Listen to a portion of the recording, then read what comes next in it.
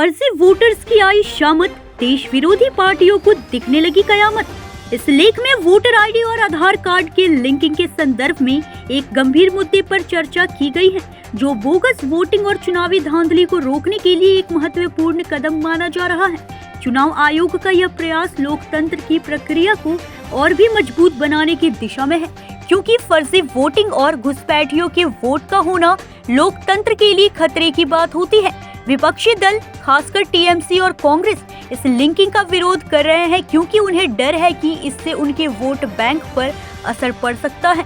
फर्जी वोटर और घुसपैठियों की पहचान होने से उनकी चुनावी संभावनाएं कमजोर हो सकती है।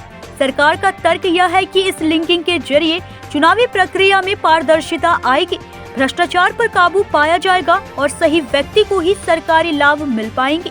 जब सरकार ने आधार और पैन कार्ड की लिंकिंग की थी, तब भी इसका विरोध हुआ था, लेकिन इसका परिणाम यह हुआ कि फर्जी पैन कार्डों का पता चला और टैक्स चोरी करने वालों पर कार्रवाई की गई। इसी तरह राशन कार्ड और बैंक अकाउंट की आधार से लिंकिंग से भी कई तरह की धोखाधड़ी पर रोक लगी है।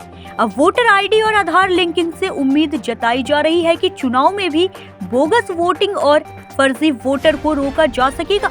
हालांकि इसका विरोध मुख्यतः उन्हीं दलों से आ रहा है जिनके लिए यह फर्जी वोटर उनके चुनावी अभियान के लिए मददगार होते हैं।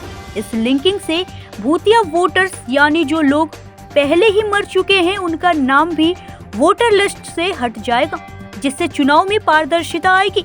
यह निश्चित रूप से एक विवादित कदम है और इसके फायदों और नुकसानों के बारे में समय के साथ और ज्यादा बहस हो सकती है, लेकिन अगर इस प्रक्रिया को सही तरीके से लागू किया जाता है तो यह लोकतांत्रिक प्रक्रिया को और मजबूत करने के लिए एक महत्वपूर्ण सुधार साबित हो सकता है। न्यूज़ इंडिया 24 से ब्यूरो रिपोर्ट।